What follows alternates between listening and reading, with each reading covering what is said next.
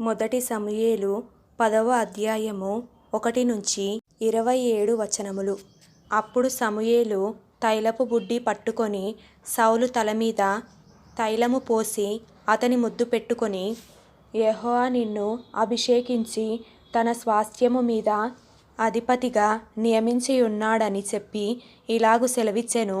ఈ దినమున నీవు నా యొద్ద నుండి పోయిన తరువాత బెన్యామీను సరిహద్దులో సెల్సహులో నుండు రాహేలు సమాధి దగ్గర 2 మనుష్యులు నీకు కనబడుదురు.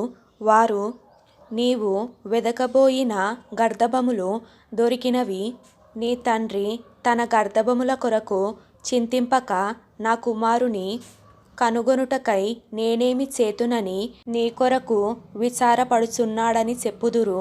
తరువాత నీవు అక్కడ నుండి వెళ్ళి తాబోరు మైదానమునకు రాగానే అక్కడ బేతేలునకు దేవుని యొద్దకు పోవు 3 మనుష్యులు నీకు ఎదురుపడుదురు. ఒకడు 3 మేకపిల్లలను, ఒకడు 3 రొట్టెలను, ఇంకొకడు ద్రాక్షారసపు తిత్తిని మోయుచూ వత్తురు. వారు నిన్ను కుశల ప్రశ్నలడిగి నీకు 2 రొట్టెలు ఇత్తురు. అవి వారి చేత నీవు తీసుకొనవలెను. ఇలాగున పోవుచు ఫిలిష్తీయుల దండు కాపువారుండు దేవుని కొండకు చేరుదువు. అచట ఊరి దగ్గరకు నీవు రాగానే స్వరమండలము, తంబూర, సన్నాయి, సితార వాయించు వారి వెనుక ఉన్నతమైన స్థలము నుండి దిగివచ్చు ప్రవక్తల సమూహము నీకు కనబడును. వారు ప్రకటన చేయుచూ వత్తురు. యెహోవా ఆత్మ నీ మీదికి బలముగా దిగివచ్చును. నీవు వారితో కలిసి ప్రకటన చేయుచుండగా నీకు క్రొత్త మనసు వచ్చును. దేవుడు నీకు తోడుగా నుండును గనుక ఈ సూచనలు నీకు సంభవించిన తరువాత నీకు మంచిదని తోచిన దాని చెయ్యుము. నాకంటే ముందు నీవు గిల్గాలునకు వెళ్ళగా దహన బలులను సమాధాన బలులను అర్పించుటకై నేను నీ యొద్దకు దిగివత్తును.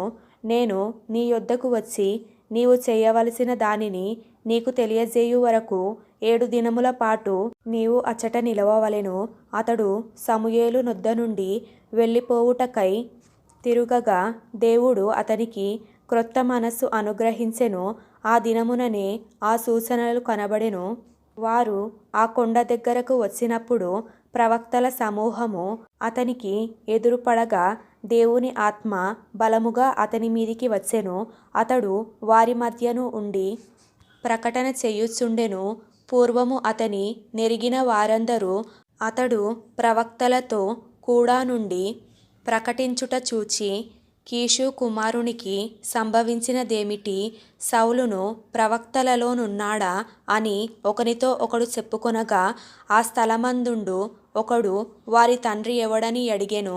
అందుకు సౌలును ప్రవక్తలలోనున్నాడా అను సామెత పుట్టెను. అంతటా అతడు ప్రకటించుట చాలించి ఉన్నత స్థలమునకు వచ్చెను. సౌలు యొక్క పినతండ్రి అతనిని అతని పనివానిని చూచి, మీరిద్దరూ ఎక్కడికి పోతిరని అడుగగా అతడు గర్దభములను వెదకబోతిమి, అవి కనబడకపోగా సమూయేలు నొద్దకు పోతిమని చెప్పినప్పుడు సౌలు పినతండ్రి, సమూయేలు నీతో చెప్పిన సంగతి నాతో చెప్పమని అతనితో అనగా, సౌలు గర్దభములు దొరికినవని అతడు చెప్పెనని తన పినతండ్రితో అనెను గాని రాజ్యమును గూర్చి సమూయేలు చెప్పిన మాటను తెలుపలేదు. తరువాత సమూయేలు మిస్పాకు యెహోవా యొద్దకు జనులను పిలువనంపించి ఇశ్రాయేలీయులతో ఇట్లనెను, ఇశ్రాయేలీయుల దేవుడైన యెహోవా ఇలాగున సెలవిచ్చుచున్నాడు, నేను ఇశ్రాయేలీయులైన మిమ్మును ఐగుప్త దేశములో నుండి రప్పించి ఐగుప్తీయుల వశములో నుండి మిమ్మును బాధపెట్టిన జనములన్నిటి వశములో నుండి విడిపించితిని.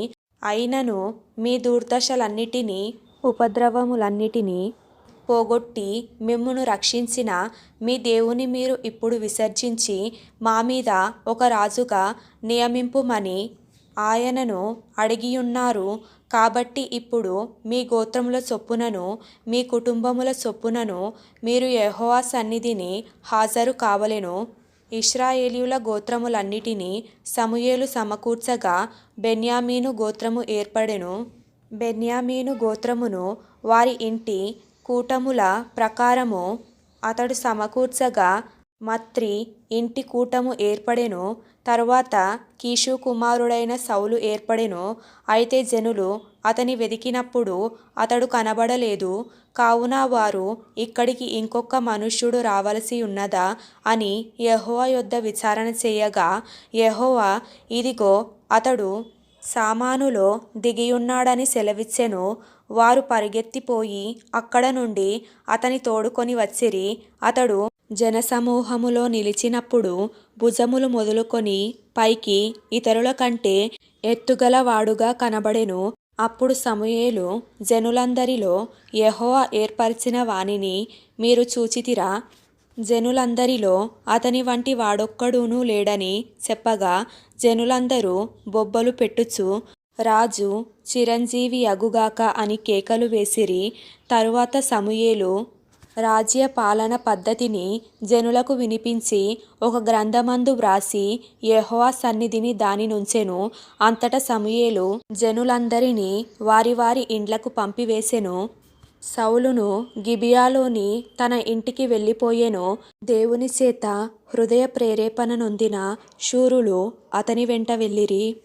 పనికి మాలిన వారు కొందరు ఈ మనుష్యుడు మనలను ఎలాగూ రక్షింపగలడని చెప్పుకొనుచు అతన్ని నిర్లక్ష్యము చేసి అతనికి కానుకలు తీసుకొని రాకుండగా అతడు చెవిటివాడైనట్టు ఊరకుండెను.